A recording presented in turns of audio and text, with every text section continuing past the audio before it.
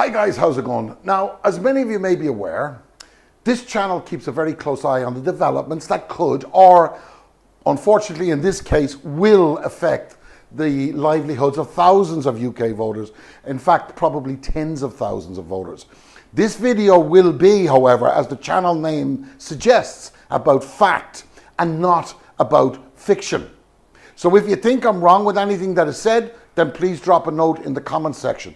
More importantly, however, after you've subscribed and hit the notification icon, of course, is that you share this video with everybody you can, because time is short and this one's a doozy. So let's go.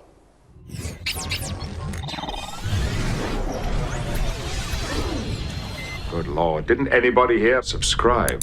Now, we need some background here, and we will refer back to a previous video I did 10 days ago or so, okay?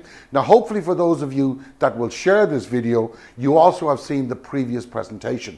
If not, you should be able to see the link to the referral video above my head or beside my head, so now, okay? And an auto link at the end of the video also, by the way.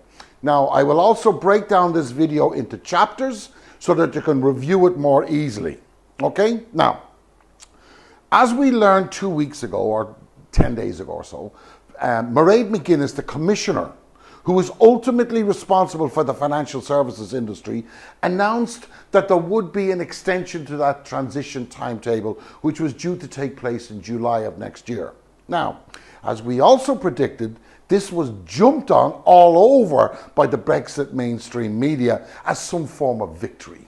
It was, however, our contention, and I think that judging by your own comments, there was much agreement in our conclusion, that following several public statements by various leaders of industry within London, that the die now had been cast and the EU were going to do exactly what they had to do to protect the EU, has been confirmed.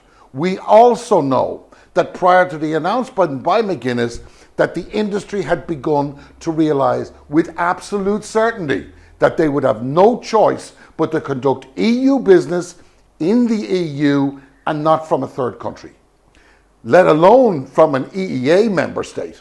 Okay, leaving that aside, we also learned that last week the Swiss, having walked away earlier this year from the EU negotiating table, have basically had to come back and plead for the opportunity to sit with the EU again to strike a deal.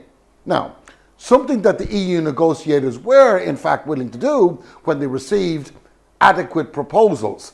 The Swiss submitted those proposals and were told basically that the EU would get back to them when they were ready. At the same time this was going on, we also saw Ursula von der Leyen give an address from the White House lawn, followed by a strongly worded joint statement by 4 of the US main Senate committees. That multi-signatory press release very clearly stated that should the UK screw around with the withdrawal agreement or are seen to even continue their existing stance on Northern Ireland, repercussions would be exacted by the US and no doubt would be accompanied by sanctions from the EU also. Now, in other words, we had lots of messages visited upon the halls of power in Westminster within just 48 hours of each other. But what the Bank of England and the Financial Compliance Authority and the Prudential Regulatory Authority have all failed to bring to the attention of the UK voters, and especially those in the service industry, is that the EU, as we predicted, have begun moving forward with their plans to secure their backyard, slowly but very definitely surely. Now, in an article that appeared buried in the Financial Times, collaborated on by, may I add, 3 journalists based in London, in Brussels and Frankfurt, McGuinness has made her first move. The book is open and the game is afoot. The problem with banks servicing the EU from outside the EU means that inevitably the EU would have little control. The banks, on the other hand, didn't want the expense of moving, but now the proposal from the EU Commissioner would stop almost all cross-border selling from non-EU countries into the bloc's single market. Banks are keen on cross-border access to the EU because it's cheaper and it's simpler to do some trade from their main international centres, basically in London, rather than moving the capital and staff. Okay? But this is only a benefit for the bank's bottom line. And guess what? The EU's bottom line is more important to McGuinness than that of the banks. The cross-border clampdown will quickly and with military precision streamline how global banks operate in the EU, allowing Brussels to give EU regulators more power to make banks turn their EU branches into a hell of a lot more closely supervised subsidiaries. Now, according to Peter Bevan, a lawyer at Linklaters, to those of you who don't know, by the way, Linklaters are, let me assure you, that when it comes to the financial services industry, are major players, okay? For example, they underwrote the HSBC deal for a £12.5 billion rights issue, the largest ever, as well as handling the Royal Bank of Scotland PLC deal with the sale of Royal Bank of Scotland England and Wales and NatWest Scotland branches based business to the Spanish bank Santander, Santander UK PLC, but basically out of Barcelona. In short, they know that they know what they're talking about. Okay. He also reminded us, the same statement, the direction of travel since Brexit has demonstrated that European authorities are looking to get more hands-on supervision and financial services and banking activities inside the EU. Because, as he said, there's obviously been an increasing skepticism about the services that are provided from the UK. And this is from a lawyer, oh man. Let's repeat what he said. There's obviously been an increasing skepticism about services that are provided from the UK. All right? However, let's be straight here. This view cannot and should not be taken in isolation as second opinions on this matter and should always be sought. And here is that opinion. This is from Caroline Dawson of Clifford Chance, who added, most of Western Europe has some kind of cross-border licensing regime. The new measure would repeal all of them. Now, she also said that Brussels' proposed restrictions would be cutting people's options and therefore cutting the volume of business that people will do. And she was referring explicitly to London, to Switzerland, to Singapore, and to New York operations.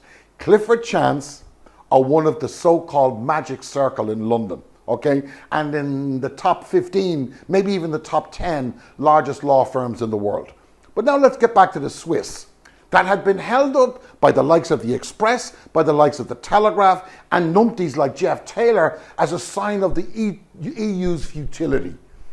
You see, the Swiss have said granting cross-border market access into the EU, to Swiss financial institutions, it basically contributes to open and integrated markets and therefore is in the interest of EU investors and hence ultimately in the interest of the EU. The European Parliament and the Council of the EU may amend the new rules, the Swiss Bank Association added. We will carefully analyse the possibility of impact of the proposals with our members. Remember, he did add it was a bit premature to have a point of view on the final outcome. Remember that the EU pushed him aside just 10 days ago. Okay, they pushed him aside. Now, there are basically two sticking points here. One of them is Ireland and the other one is Luxembourg, who operate in this industry and would like to see that apple cart not being rocked too much. But as Maireid McGuinness is Irish, the chance of this proposal not having been run past Dublin is slim, and the same goes for Luxembourg. This bill will be passed by the EU. The UK will try to exert pressure on the EU by asking Poland to veto the plan, right? But this, like everything the UK has tried to achieve, will fail because the EU have far more influence over Poland than the UK does, okay? Despite the fact the UK are in Poland now poking their nose around. The Poles will bring the Hungarians along, but as is most likely that the Hungarians will be expelled from the EU in the future, which, by the way, they should be, in my honest opinion. What they say has little effect.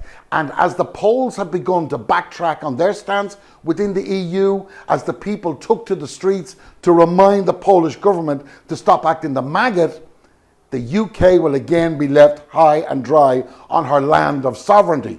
And it's the ordinary people. The ordinary people will continue to pay for the lies they were told and the mistake of blaming austerity measures suffered for the last 10 years on Brussels. Okay, rather than laying it firmly at the doorstep of Westminster and the conservative cronies that have raped the country of her pride, of her wealth in such a systematic fashion that I honestly think it'll take historians years to understand and explain the foolishness of the voters for the years of lies. You know, it's just shocking. Guys, thanks for watching. See you on the flip side. Please share, please do subscribe. You all take care. Bye-bye.